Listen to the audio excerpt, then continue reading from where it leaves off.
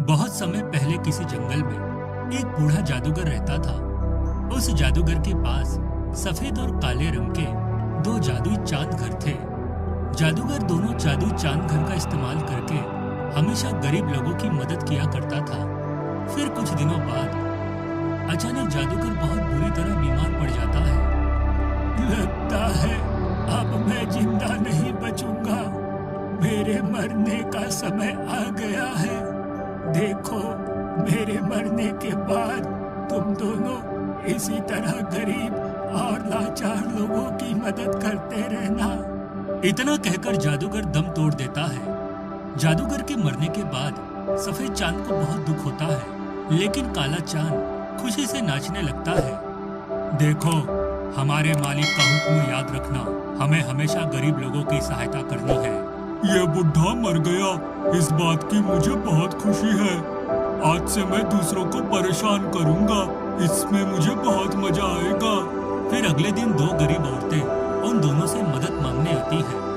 कल रात तेज बारिश की वजह से मेरा घर टूट गया है। मुझ पर दया करके कुछ पैसे दे दो। हाँ, मुझे भी पैसे दे दो ताकि मैं अपना टूटा हुआ घर ठीक कर सकूं। देखो बहनों, मैं तो सिर्फ अनाज प्रकट करने की शक्ति रखता हूँ, लेकिन ये काला चांद घर जितने चाहे उतने पैसे प्रकट कर सकता है। हाँ, इसने बिल्कुल सही कहा। मैं ढेर सारे पैसे प्रकट कर सकता हूँ, लेकिन मेरी एक शर्त है। तुम दोनों को आपस में लड़ाई करनी होगी।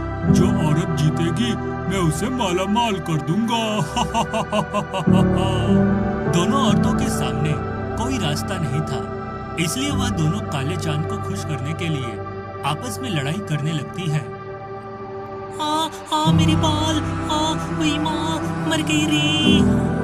मेरी टांग टूट गई, मुझे बहुत दर्द हो रहा है। दोनों औरतों को लड़ते देख काला चांद घर बहुत खुश होता है। देखो, ये सब गलत बात है। तुम इन मासूम औरतों की मजबूरी का फायदा उठा रहे हो।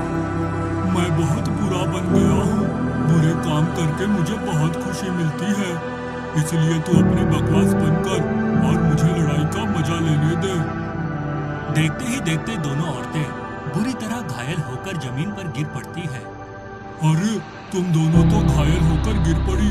मुझे बिल्कुल मजा नहीं आया, इसलिए मैं तुम दोनों को पैसे नहीं दूंगा। चलो भागो यहाँ से।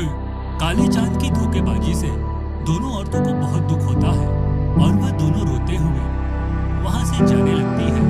लेकिन तभी सफेद चांद घर उन दोनों औरतों को दो अनाज की बोरियां दे देता है।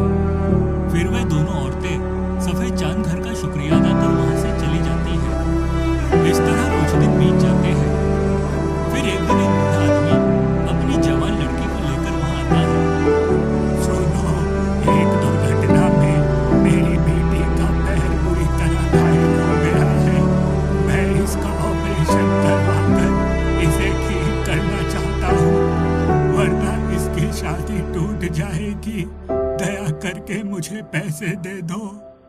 सुन बुड्ढे, अगर तुझे पैसे चाहिए तो तुझे मेरे सामने डांस करके दिखाना होगा। उसके बाद मैं तुझे पैसे दूंगा। मजबूर होकर बूढ़ा वहां डांस करने लगता है, लेकिन थोड़ी ही देर में थकान के मारे वह गिरकर बेहोश हो जाता है। पिताजी, उठिए पिताजी, आपको क्या हो गया? सुन लड़की, तेरे बाप को तो बिल्कुल डांस करना नहीं आता, इसलिए अब मैं तुझे पैसे नहीं दूंगा। चल अपने बाप को उठा और निकल जा यहाँ से। तुम बहुत बुरे हो। देख लेना, एक दिन तुम्हें तुम्हारे बुरे कर्मों की सजा जरूर मिलेगी। उसके बाद वह लड़की अपने पिता को उठाकर वहां से चली जाती है।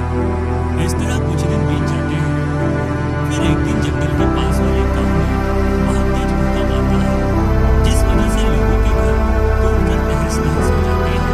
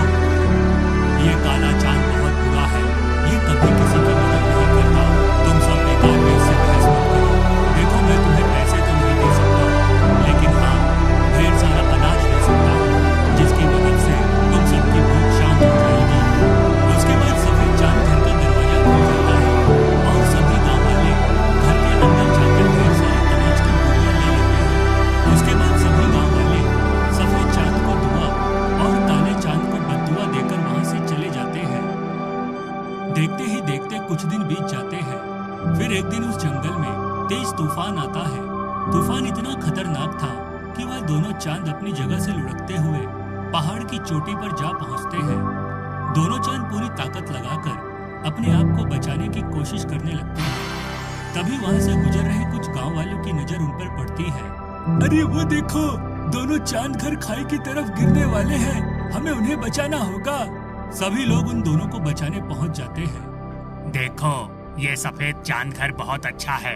ये हमेशा दूसरों की मदद करता है, इसलिए हम सिर्फ इसे बचाएंगे। उसके बाद सभी लोग सफेद चांद घर पर रस्सी बांधकर उसे खींचते हुए पहाड़ी की चोटी से दूर ले जाते हैं। अरे तुम सबने उसे तो बचा लिया, अब मुझे भी बचाओ, वरना मैं खाई में गिर जाऊंगा। तू बहुत बुरा और दुष्ट चांद है। तूने हमेशा दूसरों की मजबूरी का फायदा उठाया है, इसलिए हम तुझे नहीं बचाने वाले। फिर सभी गांव वाले उस काले चांद को धक्का देकर खाई में गिरा देते हैं। हाय, मर गया रे, कोई बचाओ मुझे।